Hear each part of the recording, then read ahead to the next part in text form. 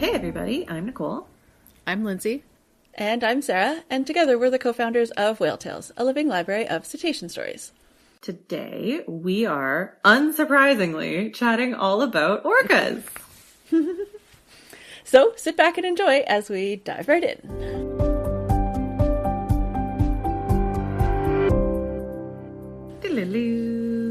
It's June, in case you didn't notice.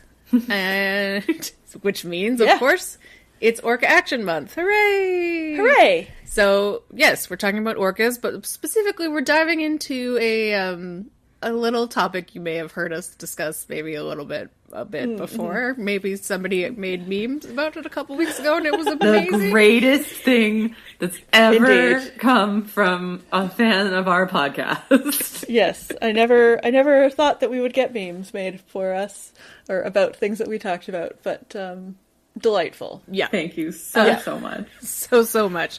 So we're going to be looking at the killer whale population ecotype subspecies Populations of the Pacific, North Pacific, of the North Pacific. Northeast Pacific. Northeast Pacific.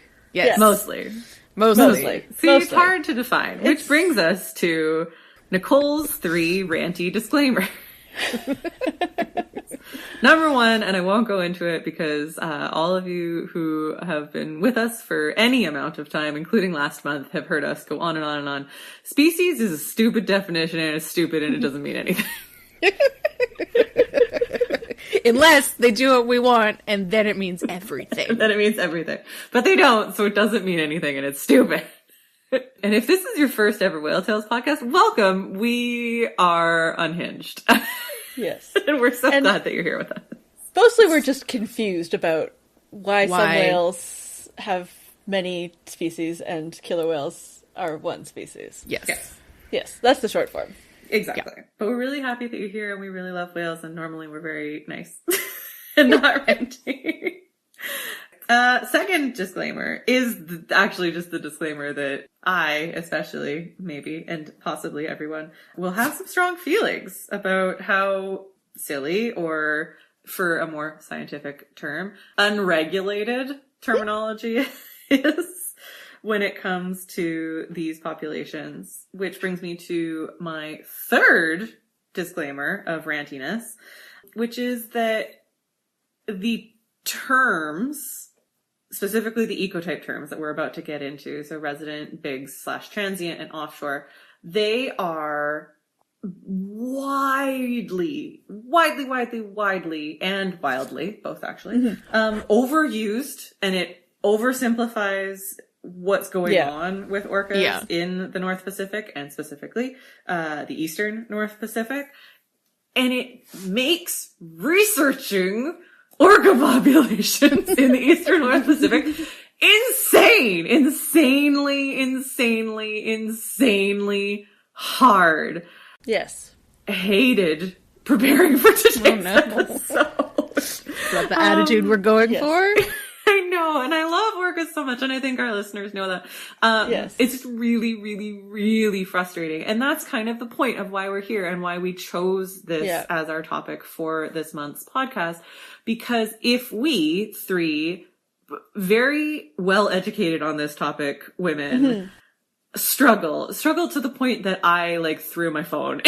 Just like, granted, I'm dealing with some other stresses in my life that may have come through in that way, but if we 3 have trouble with this, then it's kind of prohibitively hard for someone who doesn't actually live in this area and live in this world to learn accurate information about the fact that, hey, guess what? There are more than just residents, bigs, and offshores in the Northeastern Pacific, and even residents, bigs, and offshores are more complicated than they are made out to be. And so that's why we're here. We're here to try and unveil the orcas of the Eastern North Pacific and showcase the ones who get left out of Google searches because Google tries to make everything more simple than it is. Yes. Yeah, and I think the names also confuse people quite a lot. So that's sort of where I was going to start with things, and I think we'll dive into more details. But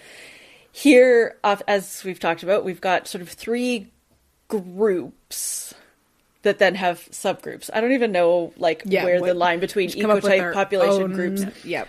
This one we can say ecotype, and that's only because there's that poster that talks about the 10 different ecotypes of orcas. Okay, yes. But the terms resident, transient / bigs, and offshores, they are ecotypes. They're not species or subspecies or population. They're a specific kind of group called ecotypes, and sort of broad strokes that we'll get into more detail. Residents eat salmon, transients eat marine mammals, and offshores are maybe offshore. Love it. But this has also led to confusion that we found in reading about killer whales in other regions, because for example, the term resident makes it seem that any killer whales that are sort of commonly resident in inshore areas must eat salmon. No, that's only true here. Only here. That's other resident, by the definition of they hang around the same area most of the year. Killer whales aren't salmon specialists. They're much more generally broad. So yeah, the term resident both is confusing because it isn't specific enough to these populations, and also it's become less accurate because over time, even just within our lifetime, and even honestly within the lifetime of whale tails, the resident killer whales, especially the southern residents, have become less residential in our sort of inshore waters, and instead the ones that were so-called transients that are they're here, they're there, they're everywhere, are here all the time. Yeah. So that's already confusing. And then you have the offshores, which we will get into in more detail, but they're definitely, because they're generally in less populated areas, are less well known than the other 2 ecotypes. And yeah, so I guess we generally, for many reasons, prefer to use Biggs for the transients, both in honor of Michael Biggs, and also because the term transient doesn't really apply. So yeah. I don't know who's going to come up with a better name for the residents. I know, right? I was just about to say that I'm surprised that someone hasn't made the suggestion to name them Balcombs or something. Yeah. Oh, yeah.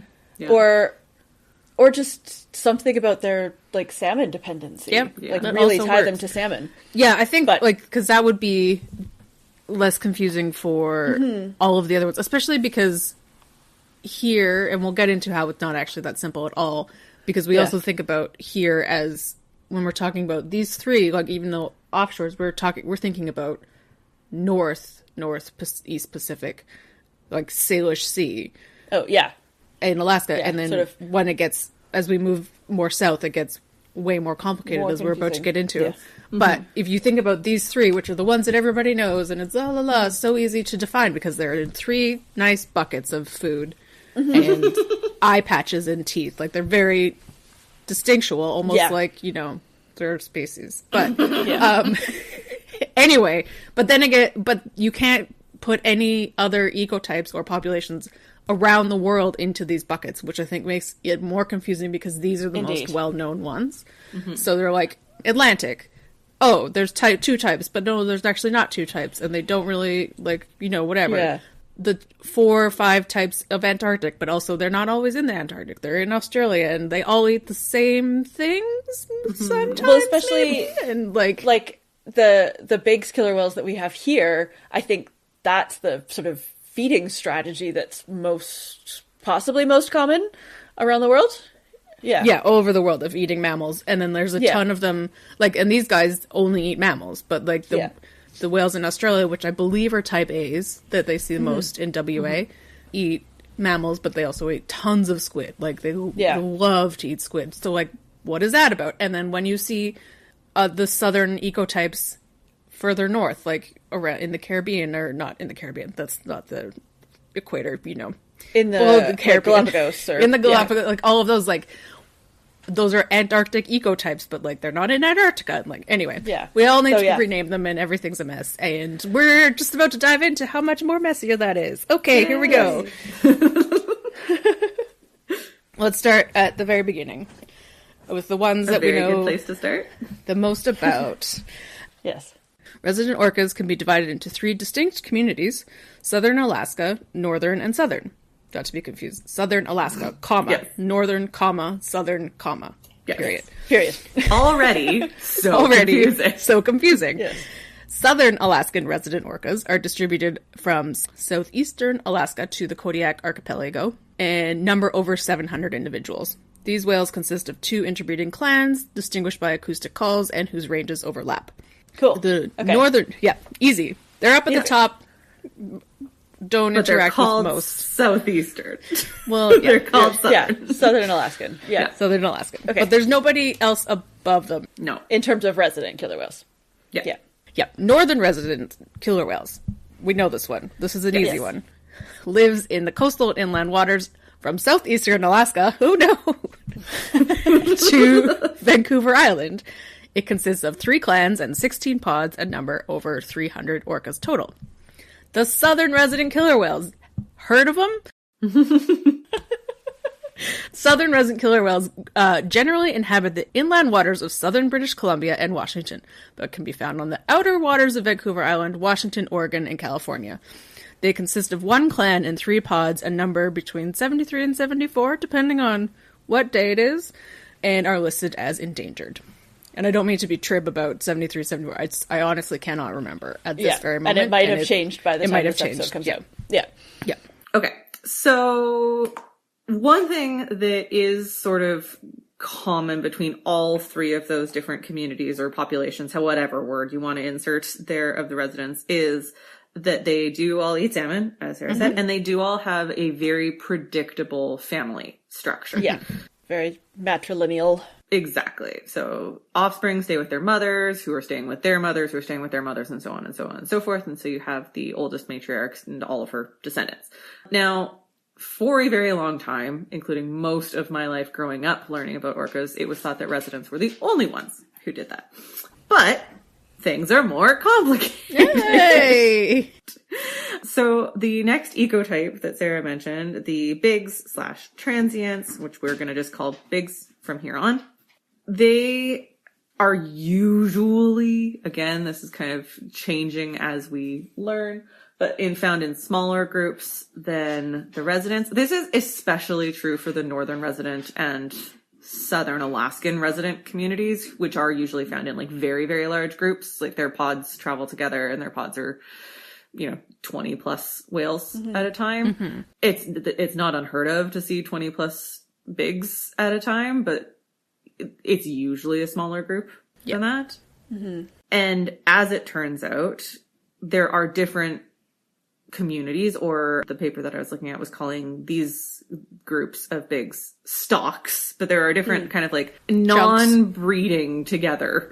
That's kind of the biggest distinction. Like they still have the same characteristics, they still have the same physical attributes, they still have the same diet preferences, but their ranges might very well overlap entirely. But they don't seem to breed with each other. So I guess that's they don't socialize, I guess, and because we are less certain of the like family structure of bigs than we are of residents, for sure. This is true. Yeah, and we do know that bigs males do go off, have their walkabouts, which ends up usually leading to somebody getting pregnant. Yeah. So it's harder to know unless we get out there and mDNA every single animal, which we're working on. Yeah. Somebody's working on it. Somebody's doing it. Yeah. So the 3 different stocks or groups of bigs in the North Pacific are the AT1 stock, which I actually had never heard of before I started researching for this episode. Yeah. And this stock is found from Prince William Sound to the Kenai Fjords. I'm not sure I'm pronouncing that right, but up there. So again, they're a very, very northern stock. And they're effectively a depleted stock. So why they're just not getting as much attention as the southern residents, but it's like uneven. It's an even worse story, I guess. Yeah, I was going to say something, and then I saw your note about what it was. I was like, I know why. Yeah, because back in 1989, when Exxon Valdez had that, massive oil spill. This population was significantly affected, as were their prey. Yeah. Since they are eating marine mammals. So we're unclear of what the population was prior to Valdez, but once they started sort of being looked at as a result of that oil spill, there were 22 of them in 1989, and by 2004 there were only 8. Yeah. So I couldn't find more recent numbers than that in terms of what that population of 8 is, but that AT1 stock, they are functionally extinct. Yeah. Yeah. And like, are obviously it's Alaska, but they're very rarely seen anyway for people actively looking for them, which also makes it harder to then count them. Yeah. So that's the first of the 3 stocks. The next is the Gulf of Alaska, Aleutian Islands, Bering Sea stock, which has a terrible acronym I'm not going to say. I'm going to just call it, it's like the GOAAIBS. Oh, I hate it. No. No. So we're just going to call them the Other Alaskan Group. Yep. Yeah. And It's probably helpful in like written communication, but it's not helpful for podcasts. No, not at all. So the Other Alaskan stock is quite numerous. They're actually the most numerous. Again, there's a lot going on up in Alaska. Yeah, they're all Really secret is. up there. Yeah, because their resident population was huge as well. Exactly. Over 700. Yeah. So the Bigs population up in Alaska here, this other stock that's distinct from the AT1s, has over 500 estimated individuals in that community. And then we have the West Coast, which again, really bad names, everybody. No, it's because it's the east of Pacific. I hate it. I hate it. I'm going to rename all of these but whales. also Alaska is the West Coast. Petition for us to be in charge of the world times 1,000. Anyway. Not the world, just killer whales. That's not the point. world. No, Just I don't like want to be in charge of the world. The names of them. the names and the speciation. Yes. Yep. So West Coast Bigs number over 320, with about 200 of them occurring in Alaska. Again, different from the other 2 Alaskan. Alaska's very large. It is very. It has a lot of coastline. And it has a lot of water. Yeah, exactly. Yeah. And then those same ones that are in Alaska also come to our coast in British Columbia and down into Washington. But then there's about 100 West Coast Bigs that are found only in California. Yeah. And they're the California Bigs, and they don't seem to intermingle much with any of the others, whether it's the other West Coast Bigs or the AT1s or the other Alaska ones that have that terrible acronym. So you could argue that they're a 4th community of Bigs, but whoever is in charge hasn't said that they are yet, just that they're group of 100 that don't intermingle with the other West Coast Bigs, but they are still West Coast Bigs. Yay! Yay! Well, and then this might just be catalogs being an issue also with everything, but I believe that California transients are numbered CT.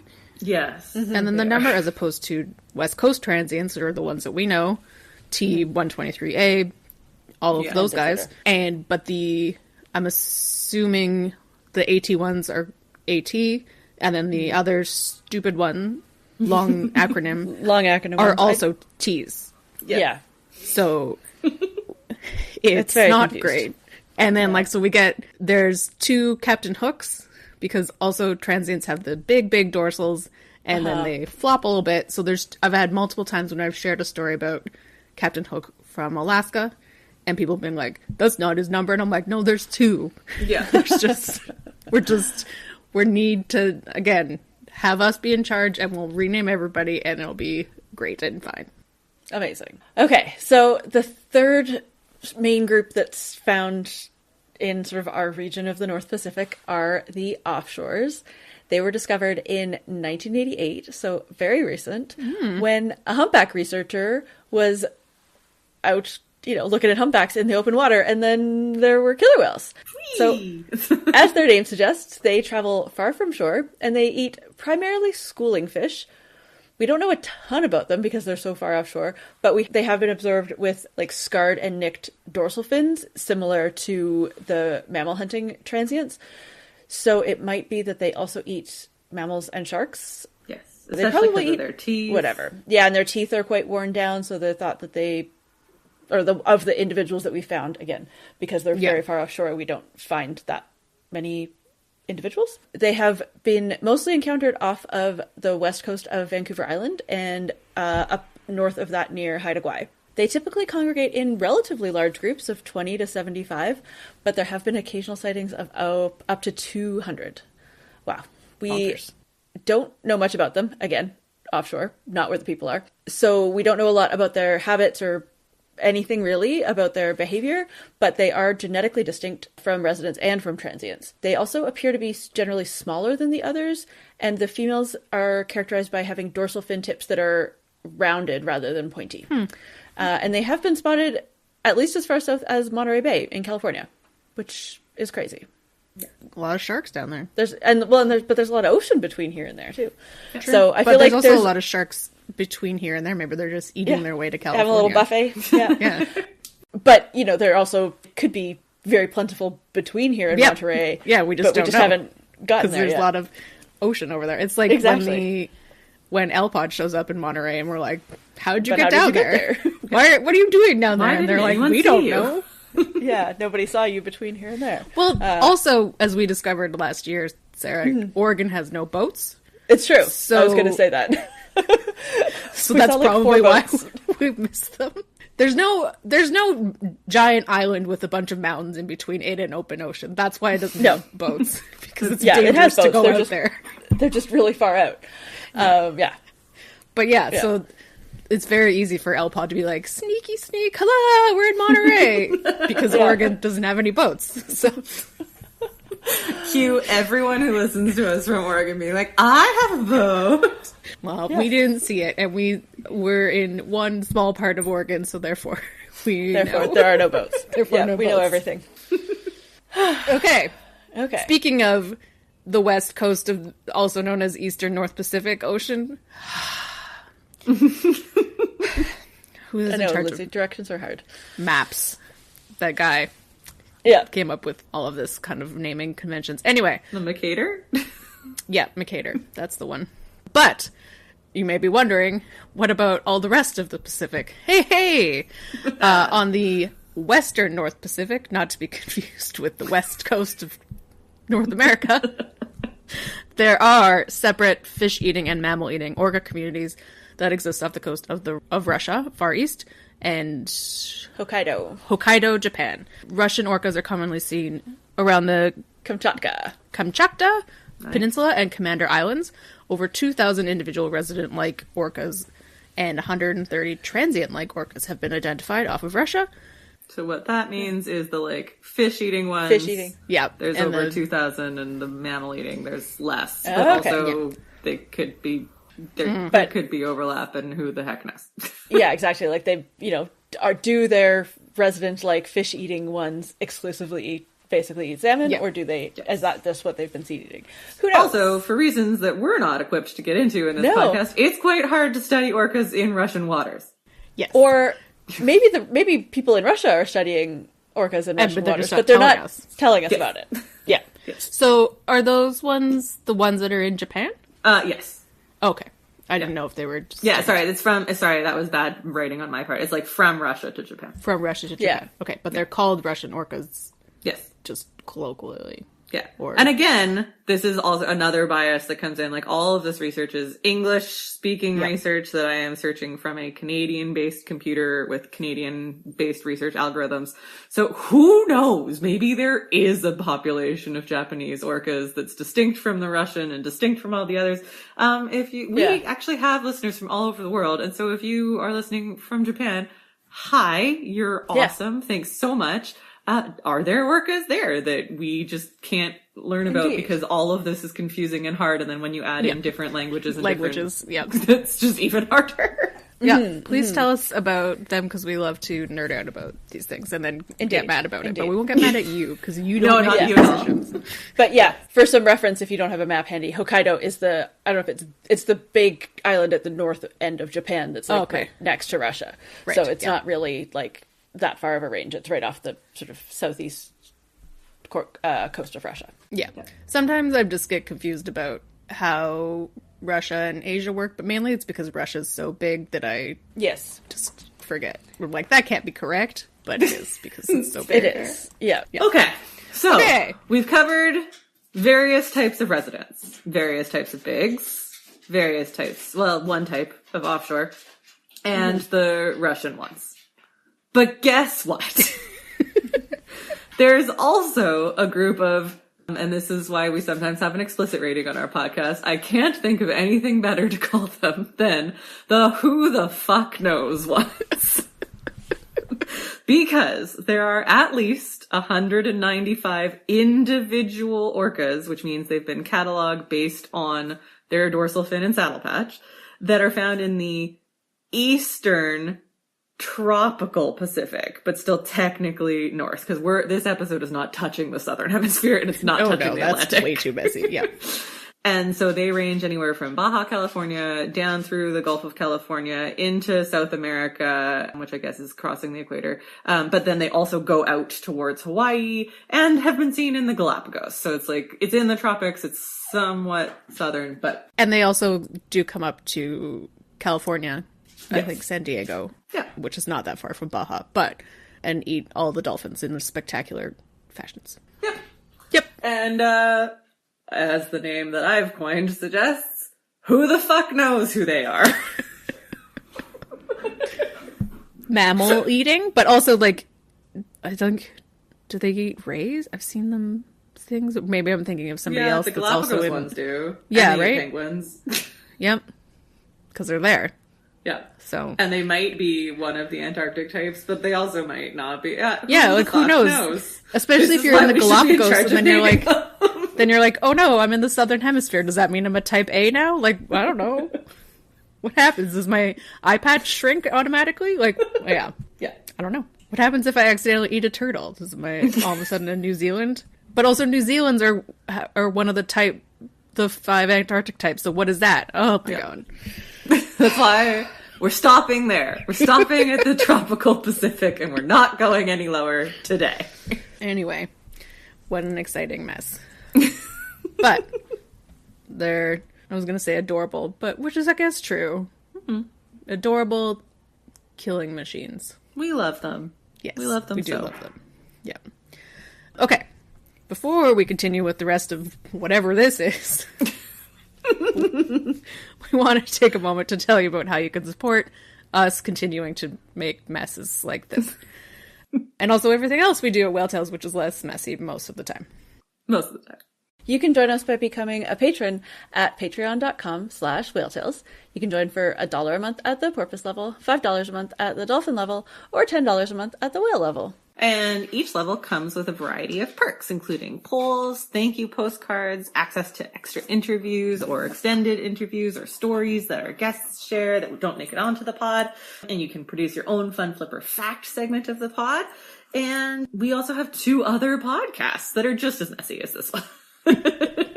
Even more so, maybe. So, for our dolphin and whale level patrons, every other month we release a journal club episode. And for our whale level patrons on the opposite months, we release an episode of Whale Tales Watches, which is kind of my favorite thing that we do. Where we watch a thing and then we talk about how very inaccurate it was. And every once in a while, surprise, it's actually accurate. Every once in a while. Indeed. This month, we have a special, not orca related episode of Whale Tales Watches that is also not accurate, but it was super fun to record and watch because we watched an episode of The X-Files. Yay! Mulder and Scully forever! And that's a preview of what to expect. We also sometimes put things, sort of like special extras up on our Patreon for free. You can follow us there. And this month, in celebration of Orca Action Month, we put up a very action-inspiring edition of our journal club where we talked about what I thought was a pretty important and relevant to this month paper about threats facing southern resident killer whales. Yes. Much more hinged than most of our episodes. Yes. Quite hinged, quite action-inspiring. So, Yeah, it's up on the Patreon also. Yep, and for everyone, so you can all go access it at our website, patreon.com/whaletales. Thank you so much to all of our patrons. You are amazing. Yay! And if you aren't able to support us financially, there are still lots of things you can do to help us out. You can leave us a rating or a review wherever you get your podcasts, like Apple Podcasts or Spotify. This will help other people find the podcast. And you can also just tell people in person. I know, what a concept. If you've got friends that like cetaceans or science or podcasts, you can tell us all about whale tales and everything that we do here so that they can join in. And then you can all follow us on social media at whaletails_org. And then you can send us your feedback so we can keep making the podcast even better. And then you'll tell more people to listen. And then it'll be awesome. And we'll all be whale nerds together. We'll take over the world and change all of this. Yes. Yes. And then we can have even more fun flipper facts. Wow, what a segue. Oh, thanks. It's like I wrote the episode. Guess what, listeners? You thought we were done, but we tricked you. There's one more, maybe, population of orcas in the eastern North Pacific. And that's today's fun flipper fact. Come on a journey with us, listeners, to last year, 2024, when a study is published by Josh McInnes, who's a master's student at the University of British Columbia Institute for the Ocean's Fisheries. We know them well. And in this paper, Josh messes everything up. Because Josh and his colleagues propose that there is a fourth distinct unique ecotype or population or whatever word they use population in the study of orcas living between California and Oregon in the eastern North Pacific. Why? Well, there are photographs of 49 different orcas that were taken and along with confirmed sightings and stories of sightings, somewhat like our Whale Tales library, from 1997 to 2021. And each of these 49 orcas did not belong to any other existing orca population, including the Nicole coined who the fuck knows population. And they were also distinctly traveling even further out to sea, miles and miles and miles from the coastline. So whereas the offshores that we talked about earlier, they are offshore, they're still kinda close. Yeah. like visible they're not to in a Japan. coastline. Yeah, they're not. Whereas these 49 were not. They were way out there. And they almost all had a unique physiological characteristic, I guess, which is they had cookie cutter shark bites. Oh. Yeah. So cookie cutter sharks, if you don't know, are a super cute named, but not cute looking shark. Oh. And they latch on, they're a parasitic shark. They live in the open ocean, so very, very far away from the coastal shelf. And they kind of latch on to any large prey, including orcas. And then they take bites out of them and then leave these perfectly round cookie cutter, hence the name, bite marks or scars in their body, which is, I'm sure, painful.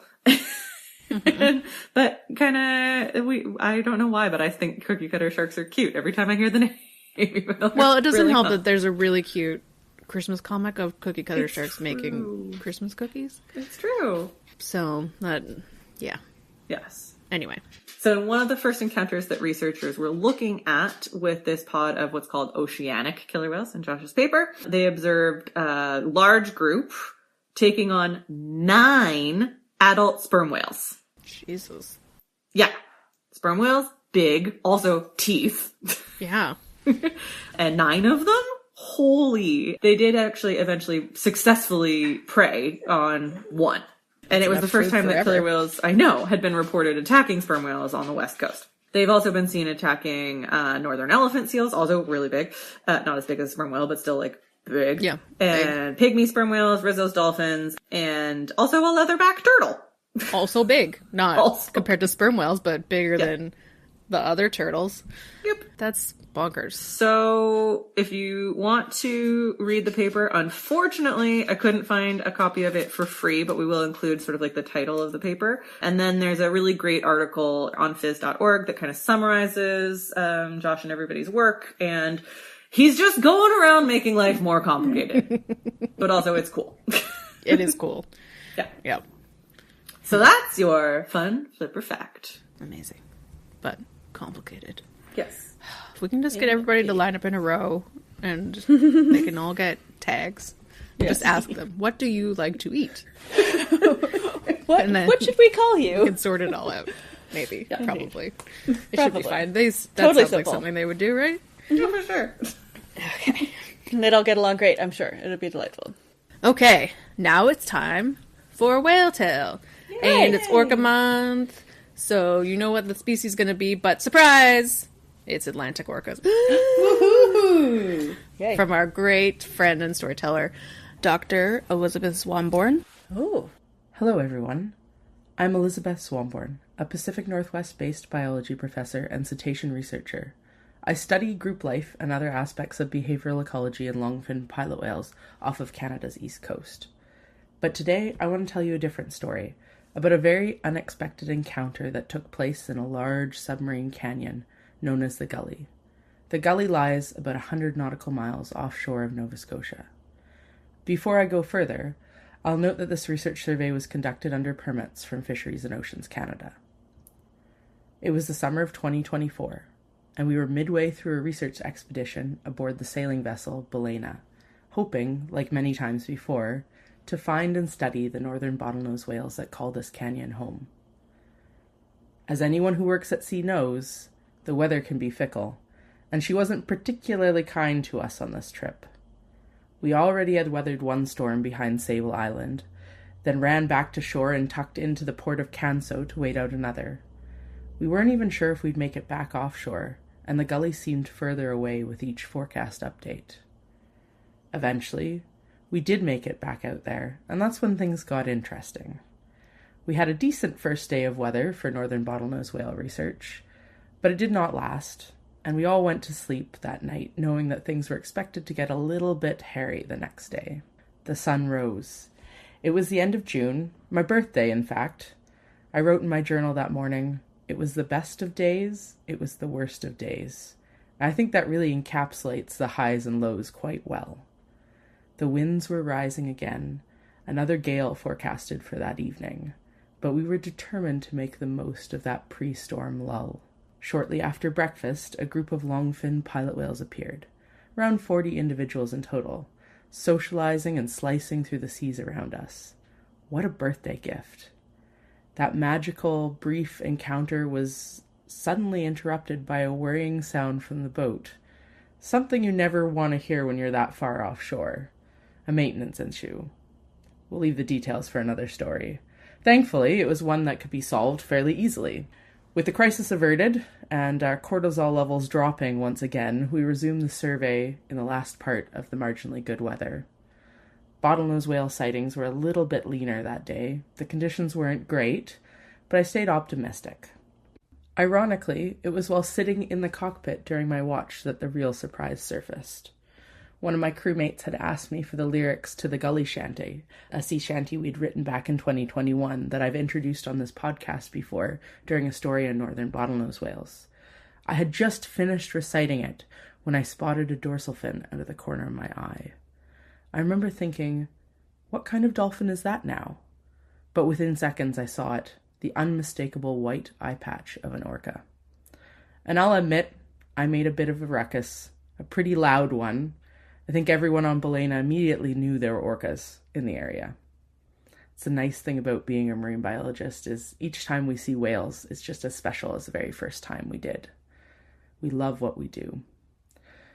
We spent the next 30 minutes with this small group of orcas, about half a dozen individuals. Despite the rising wind, we managed to get some photos. They weren't particularly curious, but they did pass close enough for ID shots on a few occasions.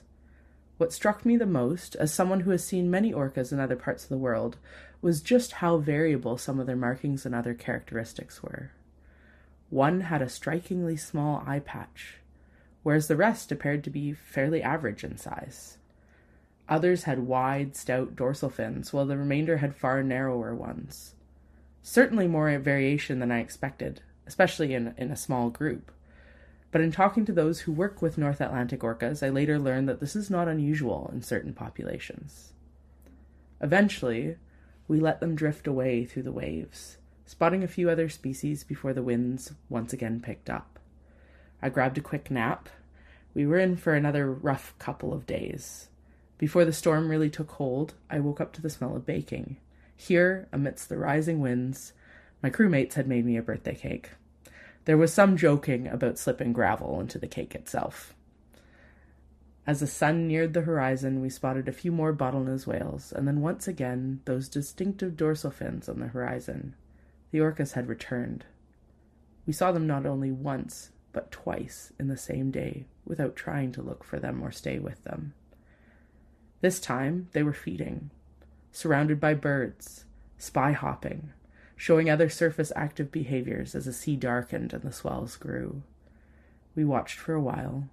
Given the rough seas, as well as the fact that we can confirm they were the same group we had earlier, we stayed at a distance. Then, as the weather closed in, we drifted slowly apart. I had waited more than a decade to see orcas in the North Atlantic. It was the first time they had ever been documented on a northern bottlenose whale survey to the gully by our particular lab, though there has been one or two other sightings over the years by others. Unlike the Pacific Northwest, where orca sightings are common, in Nova Scotia, a handful of reports a year is considered lucky. So, on this strange and stormy birthday, part gale, part gift, I got my wish, and they came. Tall, dark dorsal fins and white eye patches out in the wild heart of the gully. Thank you so much, Elizabeth, for this amazing story, and happy birthday. Elizabeth has some incredible other orca stories and other species, like bottlenose whales, that she mentioned, on our website. I will put a link to all of her whale tales in the show notes. Check them out. But also, surprise! We also have a bonus story because it's Orca Month. Yay! So Tom, who is a naturalist and photographer, and he also works with orca behavior to make the monthly maps that you see on social media where everybody goes. So we thought it was perfect for Orca Month that he sends in a humpback story. It is a story that has actually been on our website for a while, but he tells it pretty amazingly, and it's an amazing story about a humpback and a seal that had a interesting visit with the humpback's mouth. Oh. Yeah.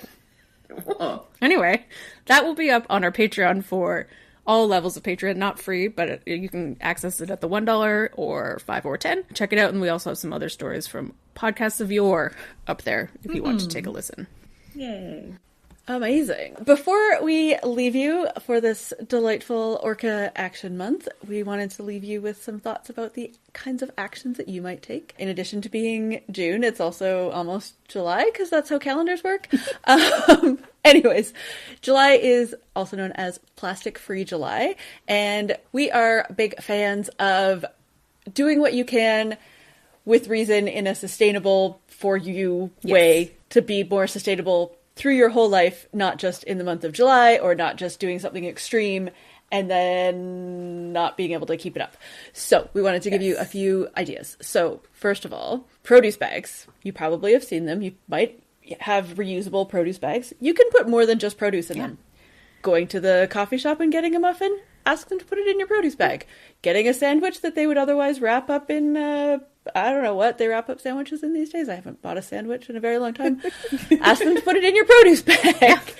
Yeah, you can put anything in a produce bag. And also, it is about to get, at least if you're in the Northern Hemisphere, to the time of year where you're probably going to be drinking more water than usual. This is a predictable thing. If you're out and about running errands, out for a walk, you will probably get thirsty. Plan for these things and bring your water bottle with you. Obviously, you can stop at a water fountain, or you can, go somewhere fancy that they have like a reusable glass of water. But for the most part, if you're out and about, being able to know that you're going to need your, extra water, bring it with you. Do you have an easy way to carry your water bottle? Do you have a cute, smaller water bottle that if, for example, you left it on the bus, you wouldn't be very, very sad? Yeah. These are all things to think about. So plan ahead. I think in general is really a great way of definitely. Reducing plastic. So planning ahead, bringing your shopping bags, bringing your produce bags, bringing your own snacks. You don't have to buy one at a restaurant, all that kind of stuff. Yeah. Yeah. Planning ahead. That's my call to action. Yeah. I like it. Bringing your Amazing mugs and your produce bags to the local coffee shop every weekend for 7 months, so they all know that you two are the weird ones who bring your produce bags. The weird ones who bring your produce bags. Yep. I love it. Yep. Well, I think that about brings us to the end of our episode. Yeah. We, as always, would love to hear your thoughts on this or any episode and all things cetacean. So please visit our website, whale-tales.org, and find links to all of our social media handles so you can drop us a line and you too can let us know what you think every distinct population of Eastern North Pacific orca should be called. Yes, let's make it an audience participation. You can also head to our website to subscribe to the podcast. You can learn more about supporting us and becoming a patron, and check out over 1,500 whale, dolphin, and porpoise stories. 700 or more, like almost half, are killer whale stories. Because, that's how the world works. Mm-hmm. Yep. That is whale-tales.org. Tales like the stories, not tales like the animal. And if you've seen a cetacean, we would love to add your story to our library. You can click the share link on our website, or you can contact us on social media. We're at whaletales_org, or you can email us a voice memo and tell us all about your incredible cetacean encounter. Finally, we want to acknowledge that we recorded today's episode on the unceded territories of the Coast Salish peoples and the Musqueam, Squamish, Tsleil-Waututh, Shianu, and Sauk nations. Thank you so much, everybody. Have a really great day.